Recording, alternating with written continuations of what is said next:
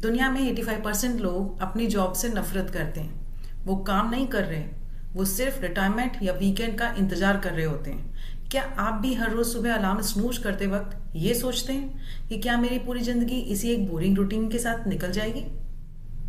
Problem ये नहीं है कि हम लेट हैं। प्रॉब्लम ये है कि हम रॉन्ग रेस में भाग रहे हैं। मैं सॉफ्टवेयर डेवलपमेंट फील्ड में जा रहा था, बट आई रियलाइज कि मुझे वो पसंद नहीं है। इंजीनियर मैं बन तो गया, but I was a bad engineer. तो ऐसे कई बार ऐसे मोड़ आए, और फिर आगे भी ऐसा मोड़ आया कि मैं घर वालों से दूर रहना या जयपुर शहर में रहना।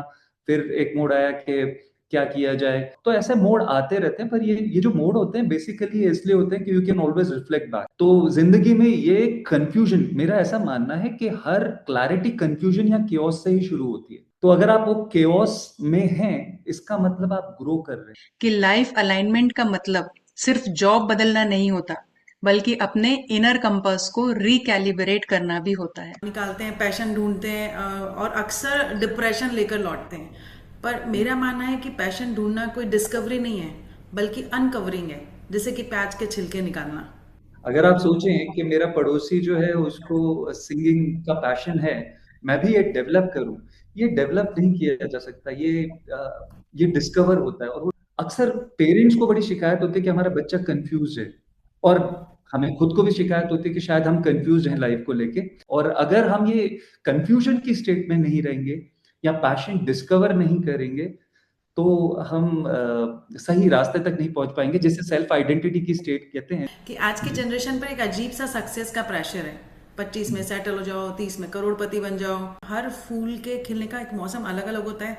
हर इंसान के एक ग्रो करने का या दिमाग से ग्रो करने का एक मौसम अलग होता है। अच्छा, कंफ्यूजन के साथ अब एक चीज और आती है दिमाग में, दैट इज फेलियर। तो बहुतों का मानना यह है कि फेलियर्स हमको पीछे धकेल देते हैं, आगे बढ़ने नहीं देते, है ना।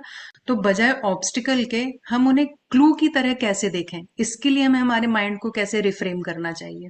सबसे पहले ये कि व्हाट डू आई लाइक, मुझे क्या अच्छा लगता है करना। फिर उसके बाद लोग क्या कहते हैं कि मैं कौन सा काम अच्छे तरीके से करता हूँ। और फिर तीसरी चीज, will this thing give you money, और फिर क्या समाज को ये चाहिए।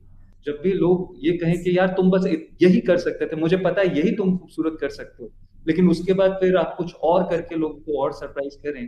पर्पस रास्ते पे गिरा हुआ कोई नोट नहीं है, ये वो रास्ता है जो आप चलते चलते बना ही लेते हैं। लेट ब्लूमर्स हो या अर्ली स्टार्टर्स, अपनी घड़ी मत देखिए, अपने दिल की एनर्जी देखिए।